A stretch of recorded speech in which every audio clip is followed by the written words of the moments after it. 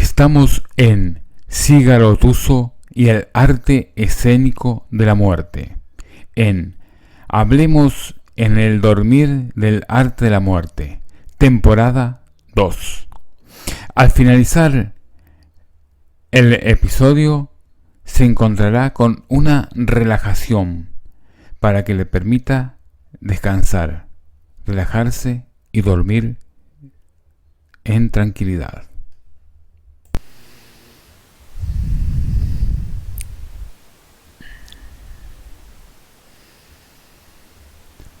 Igual que ocurre en los adultos, existen unas manifestaciones del duelo infantil que se consideran normales y que se enumeran a continuación: conmoción y confusión al haber perdido a una persona amada,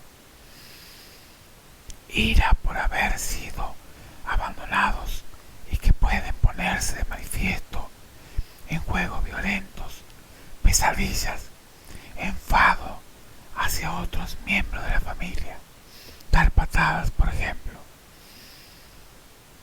miedo a perder al progenitor que sigue viviendo o ser abandonado por este, vuelta a etapas anteriores del desarrollo emocional con conductas más infantiles, exigiendo, por ejemplo, más comida, más atención, hablando como un bebé, o miedo a la oscuridad.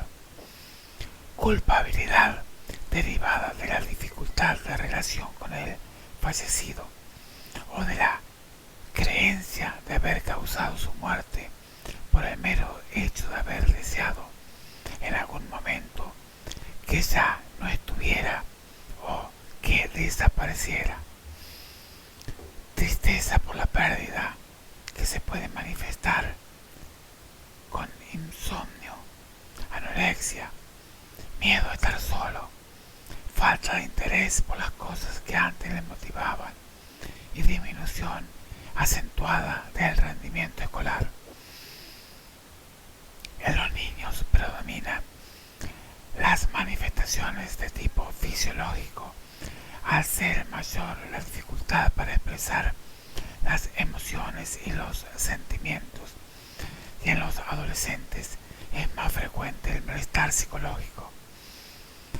En cualquier caso, en los niños no es demasiado frecuente la tristeza o el abatimiento como en los adultos, sino que las manifestaciones del duelo suelen ser más bien cambios de conducta o de humor, alteraciones en la alimentación y en el sueño, y disminución del rendimiento escolar, como hemos expresado más arriba.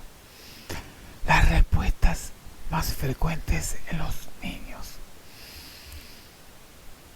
Los trastornos psicológicos son semejantes a los que ocurren en el duelo de los adultos, quizás con mayor ansiedad en los niños. Tres diferencias en los duelos de los adultos podrían ser: 1. Los niños utilizan más la negación.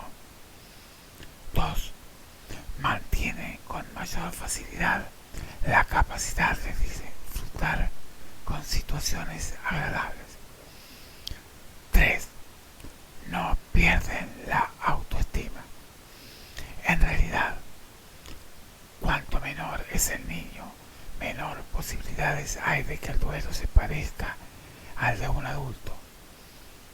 Respuestas en niños de 2 a 5 años. 1. Perplejidad y confusión. Buscan a la persona fallecida. 2. Regresión. No se apartan del progenitor superviviente. Se quejan, se orinan, se chupan el dedo, etc. 3. Ambivalencia. Se alteran fases de preguntas y expresiones emocionales con fases de indiferencia y silencio. 4. Irritabilidad y rabia por haber sido abandonados. 5. Miedo a que también les abandone el otro progenitor. ¿Quién me va a cuidar?, se pregunta. 6. Vínculos afectivos con alguien que se parezca al fallecido. Respuesta en niños de 6 a 9 años. 1. Negación de lo ocurrido. Pueden aparentar indiferencia como un mecanismo de defensa. 2. Idealización de la persona fallecida, lo que permite una relación imaginaria. 3. Culpabilidad, sobre todo si no pueden expresar la tristeza que sienten. 4. Miedo y vulnerabilidad, que pueden llevar a una cierta agresividad con las personas del entorno. 5. Asunción del papel del fallecido, como el cuidado de los hermanos pequeños. La duración de un duelo normal en los niños puede ser muy variable, de pocos meses a más de un año. Conviene decir también que la mayoría de los niños que sufren la muerte de un progenitor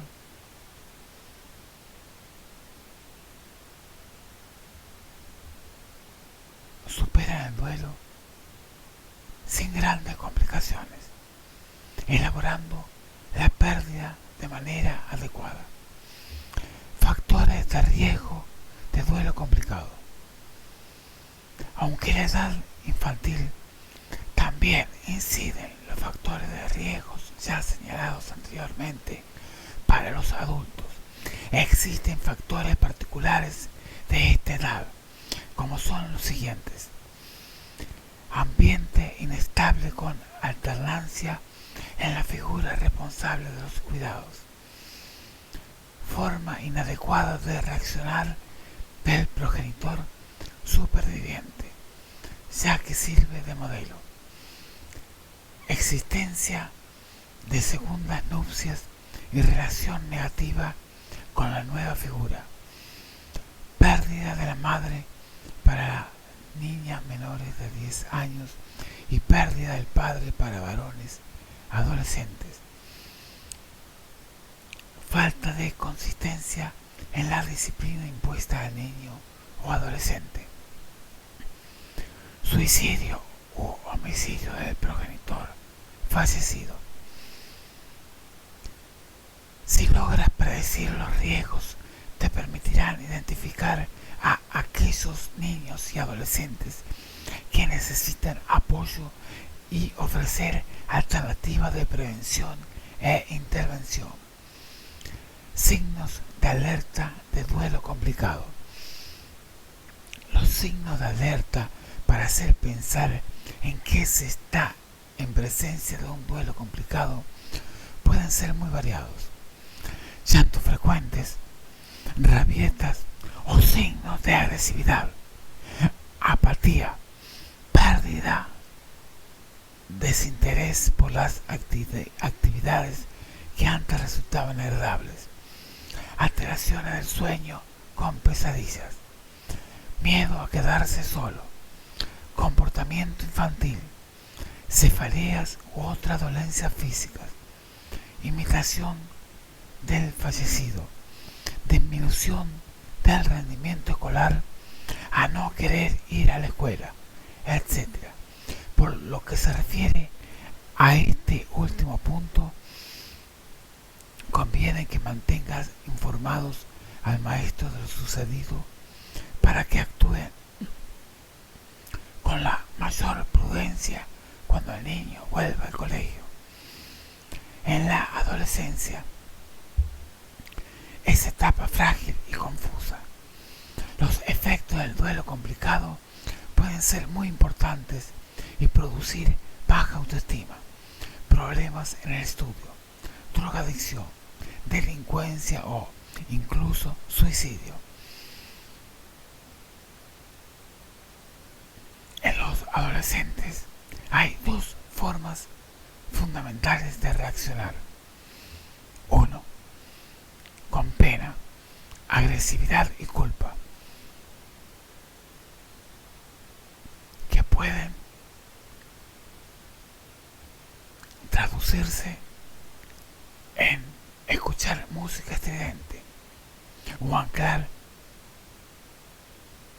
y andar todo el día con los amigos. 2. Haciéndose el fuerte y quitando importancia a la situación, ahogando los sentimientos. En cualquier caso, se quiebra la línea de su vida y se dan cuenta de que tienen que madurar más deprisa y hacerse más responsables. Estrategias útiles en el duelo de niños y adolescentes. A nivel general, conviene educar para la muerte a tus hijos desde los primeros años, quitando dramatismo a un hecho natural y que te rodea en todo momento. Casi la mitad de los niños entre 2 y 6 años han vivido alguna experiencia cercana de muerte. Vecinos, abuelos, animales, etc. El tabú que la sociedad actual tiene sobre la muerte y cualquiera de sus manifestaciones no es lo más apropiado para una correcta educación. La muerte no se lleva porque es símbolo de decadencia y fracaso. Hay que ocultarle a toda costa en esta sociedad tecnológica que nos ha tocado vivir. La cultura que no valora la muerte, tampoco valora la vida. Las ideas de un niño sobre la muerte derivan de sus tradiciones familiares y de sus relaciones con otros niños.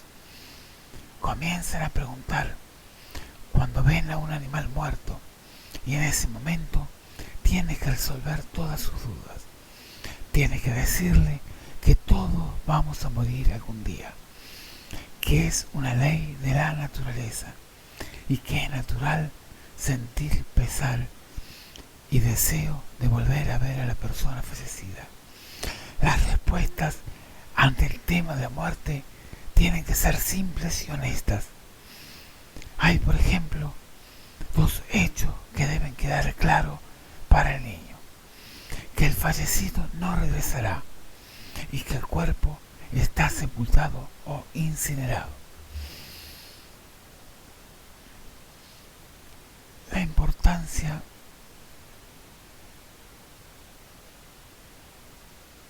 de la intervención psicológica en estos casos es evaluada por las pruebas que existen de que los trastornos depresivos y los intentos de suicidios son más frecuentes en los adultos que vivieron durante su infancia esta pérdida.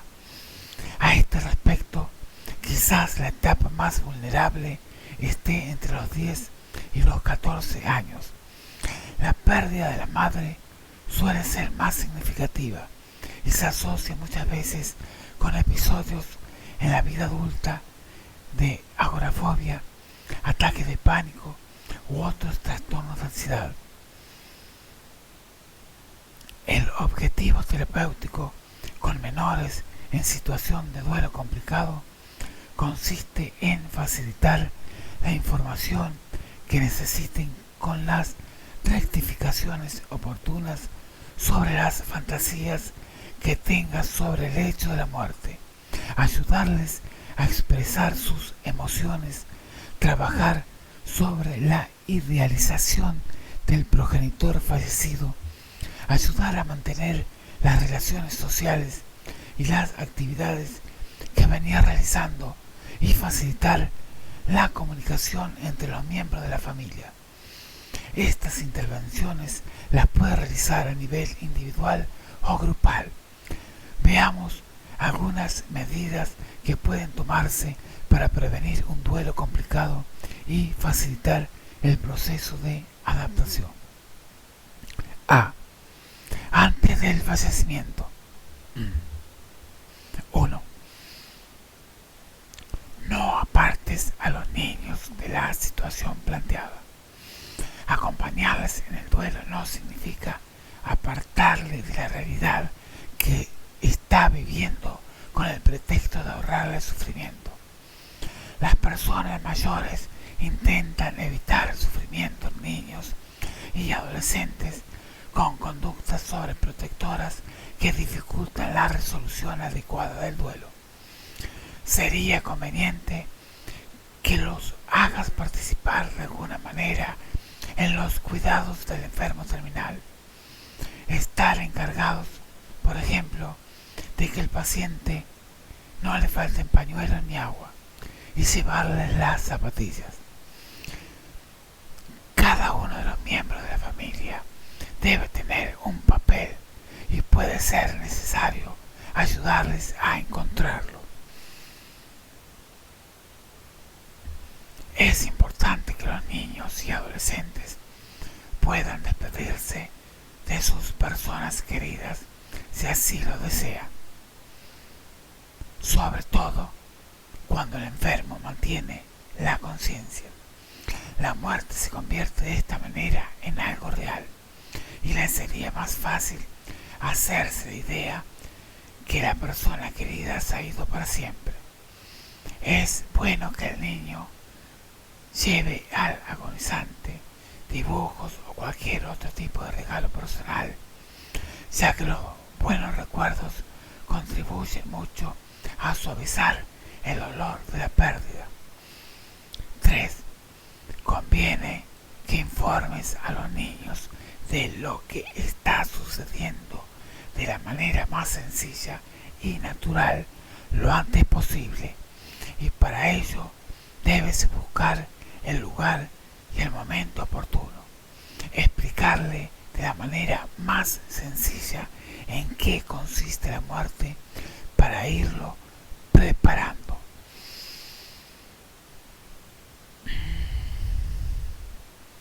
B.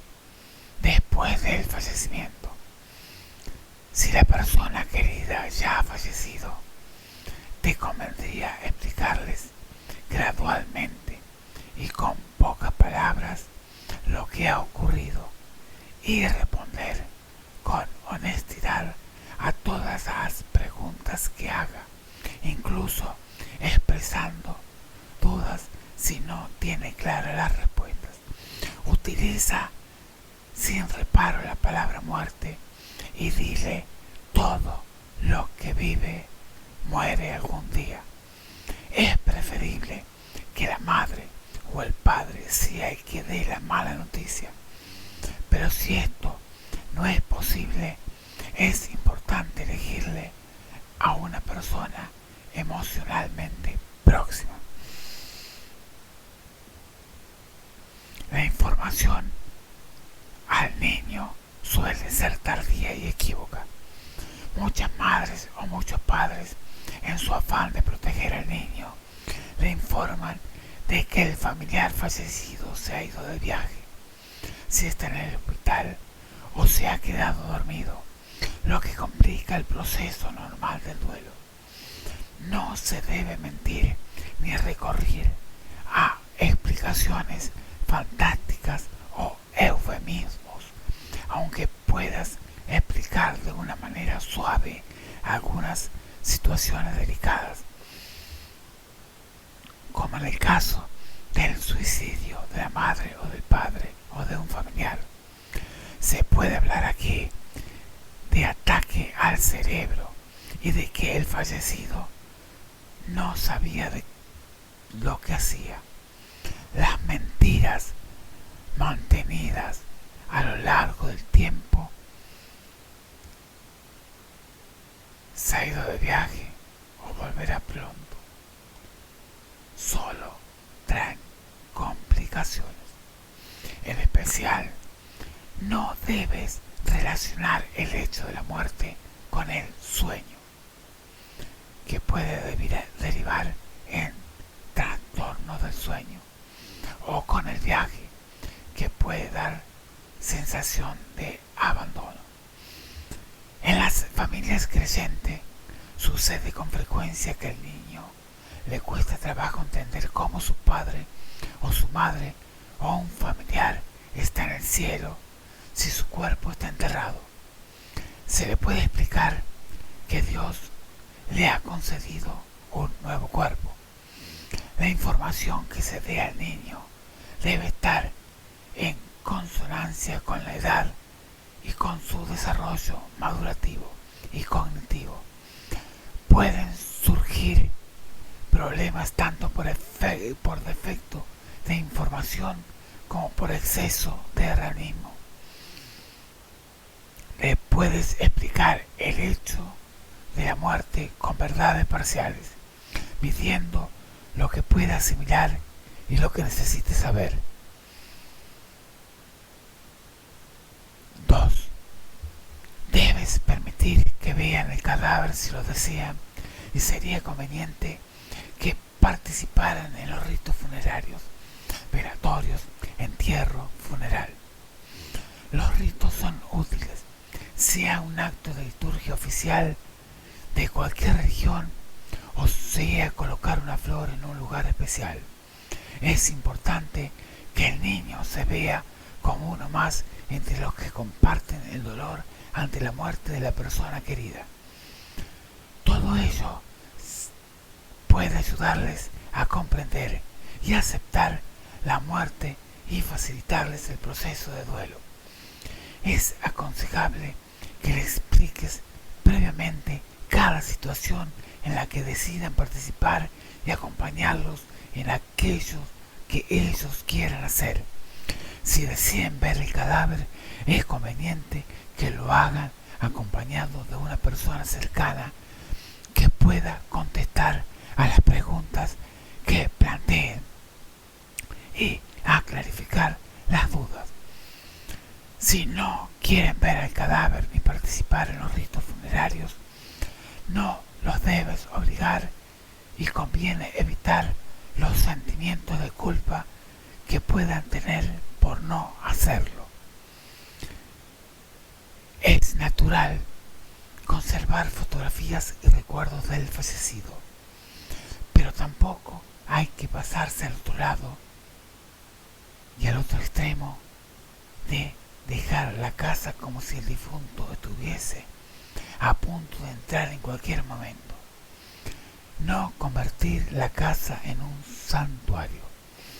3. Te conviene favorecer la expresión de las emociones y la comunicación empática. Frases como no llores, no estés tristes, tu llanto no va a revivirlo, etc. Las tienes que desterrar de tu vocabulario e impedir que el niño se desahogue. Hablar de la madre o del padre o de un familiar que ha fallecido no es producir sufrimiento en el niño, sino que el consuelo y la ayuda a elaborar la pérdida. Debes hablar de la persona fallecida con toda naturalidad. Cuanto más pequeño sea el niño, más útil puede ser el juego, o el dibujo, o la dramatización. Por otra parte, no debes olvidar que los niños manifiestan su dolor por la pérdida de manera diferente a los adultos y pueden mostrar cambios frecuentes de humor, falta de atención en la escuela y anomalías en sueño y alimentación. En líneas generales, existe un amplio abanico de reacciones que puedes considerarlas normales. Hablar con el fallecido, llorar desconsoladamente, estar enfadado, etc. Y no debe permitir los canales adecuados de expresión. La mayoría de las conductas y de los sentimientos se van atenuando con el paso de los meses, excepto la conexión con el familiar fallecido, que se alarga en el tiempo y que sirve para abandonar la pérdida. Algo importante es eliminar el sentimiento de culpa, la fantasía de los niños, que puede llevarles a considerar que algo que pensaron o dijeron en algún momento determinado fue la causa de la muerte de la persona querida. Debe decirles con firmeza que no ha sido culpa suya y ayudarles a ver la diferencia entre deseo y realidad. 5. Es necesario que te mantengas física y emocionalmente cerca de ellos, garantizarles el efecto y compartir con ellos el dolor, así como ofrecerles modales de actuación. La madre o el padre o el familiar superviviente, por ejemplo, no debe esconder su dolor, y es conveniente que le muestres al niño su fragilidad y tus sentimientos y compartir con él su tristeza. Tienes que comentarles que no vas a olvidar a la persona querida y que la vas a seguir queriendo aunque haya muerto. Son importantes las demostraciones físicas de cariño, con besos y abrazos. Dedicarles mucho tiempo con juegos y caricias. 6. Tienes que garantizarle la estabilidad y retomar lo antes posible la normalidad de la actividad cotidiana. Nunca trate de fingir que no ha pasado nada, o que el fallecimiento no ha ocurrido, o que la vida del niño no va a cambiar porque no tendrá y no tardará en persuadirse de lo contrario. De aquí que resulte muy necesario mantener la rutina y las normas que existían antes del lamentable episodio, de forma que el niño no sienta que el mundo se ha desorganizado o desestabilizado.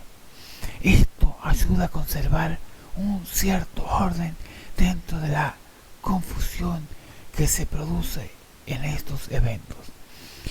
Lo que más ayuda al niño frente a la pérdida es la recuperación del ritmo cotidiano de sus actividades y potenciar los elementos adaptativos existentes, colegio, amigos, juegos, etc.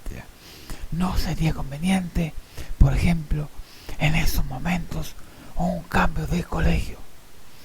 7. Por último, debe plantearles expectativas muy altas o asignarles responsabilidades excesivas, olvidando la edad que tienen. Conviene evitar que tus niños ocupen el lugar o el papel de la persona fallecida como forma de agradar a los adultos. Por mucho que lo intenten, no lo van a conseguir, y esto va a suponer frustración. Se dificulta además la búsqueda de su propia identidad.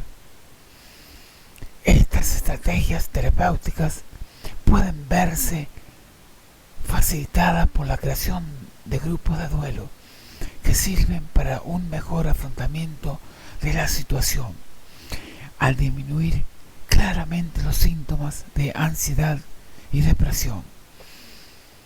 Con un buen trabajo, el niño puede elaborar el duelo más eficientemente que un adulto porque no tiene el prejuicio de qué dirán y es pura espontaneidad. Tiene menos sentimientos de culpa que el adulto y nunca se niega a rehacer su vida y ser feliz.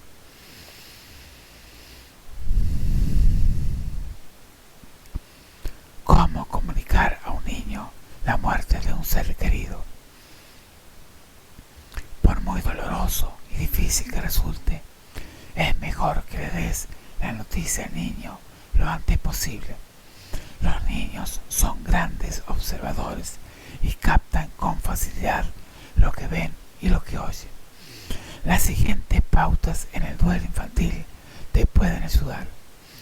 Pasadas las primeras horas de mayor dramatismo y confusión, busca un lugar tranquilo y explícales lo ocurrido con palabras sencillas y sinceras. En vez de contarle lo ocurrido de forma brusca, puede relatar como si fuese una historia. Es aconsejable pensar bien lo que se va a decir y en qué momento, pero siempre siguiendo una secuencia lógica. Asegúrate en todo momento que no se va a quedar solo y que siempre habrá alguien de la familia para quererle y cuidarle. No te rodeo para referirte a la muerte. Los más pequeños se pueden tomar en sentido literal expresiones como mamá o papá o el familiar se ha ido a dormir y no se va a despertar, o hemos perdido a tu hermano, y desarrollar miedos a irse a dormir, o a que los familiares que no han muerto también desaparezcan. Explica cómo ha ocurrido la muerte, a ser posible con pocas palabras. Si la causa ha sido una enfermedad, puede decirle que la persona ha muerto porque ha estado muy enferma. Es importante aclarar que no ha muerto porque haya querido y recalcar el muy para que no crea que otro familiar o él mismo va a morir por una enfermedad leve.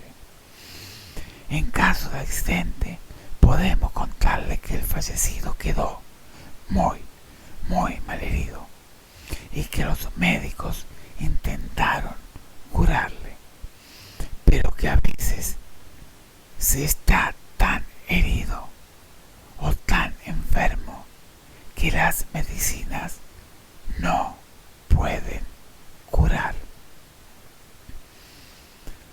Cuando se trata de un suicidio, debes tener en cuenta que antes o después se van a enterar. Es mejor explicarle qué es el suicidio y responder a sus preguntas, adaptándote a su nivel de desarrollo sin dar excesivos detalles.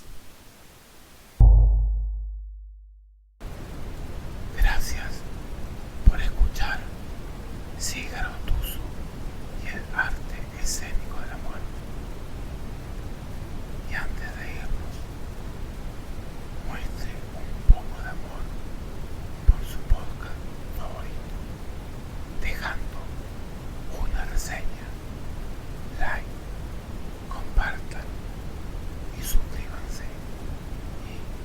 Y entonces estén atentos para la próxima semana. Y recuerden de visitar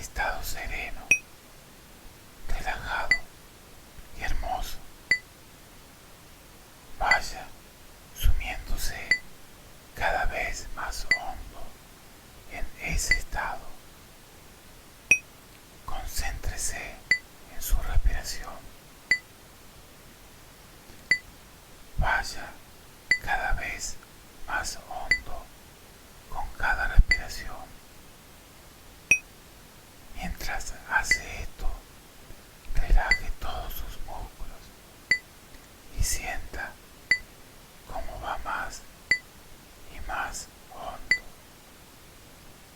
Relaje sus músculos faciales y su mandíbula. Una gran cantidad de tensión está almacenada en esta área. Relaje todos los músculos de su cuello. Esta área almacena mucha ansiedad y tensión. Relaje completamente esos músculos. Relaje ahora los músculos de sus hombros. Deje que se sientan livianos, sueltos, totalmente relajados. Relaje ahora los músculos de sus brazos y de su espalda, tanto los de la parte superior como los de la parte inferior de su espalda. Relájelos completamente. Relaje los músculos de sus piernas. Relaje sus pies y sus dedos de manera que su respiración se mantenga agradablemente relajada,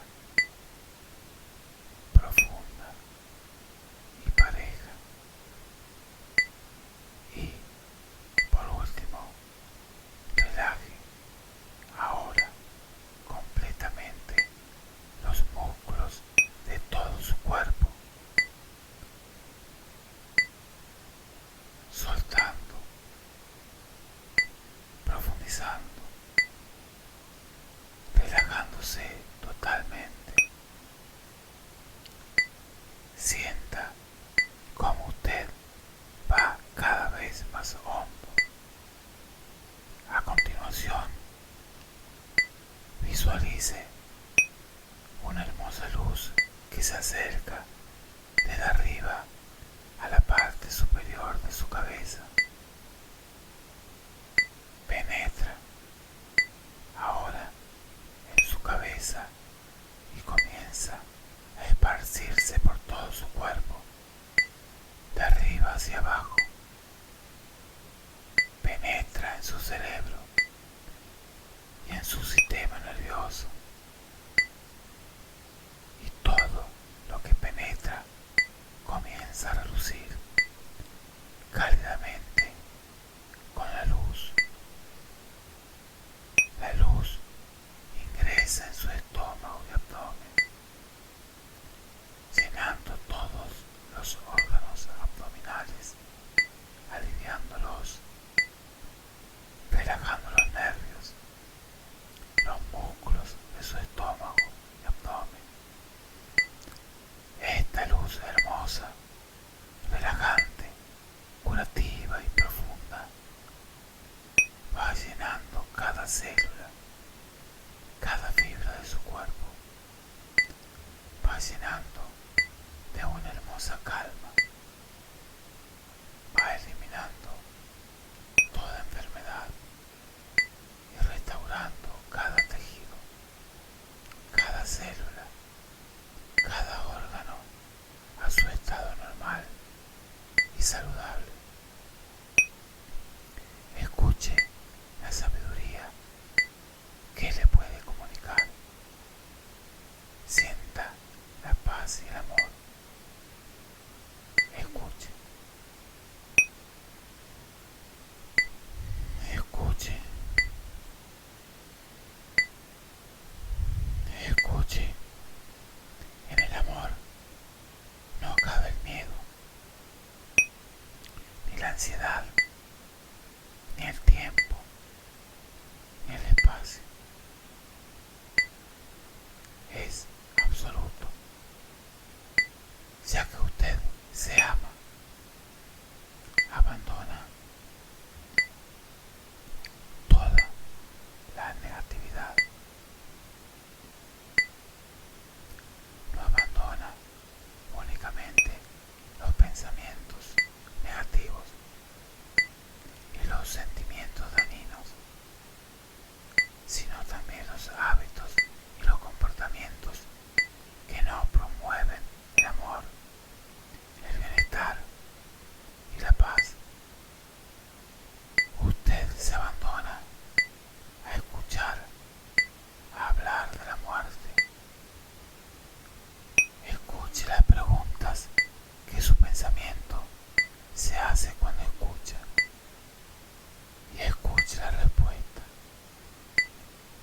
llénese de luz y tráigase al jardín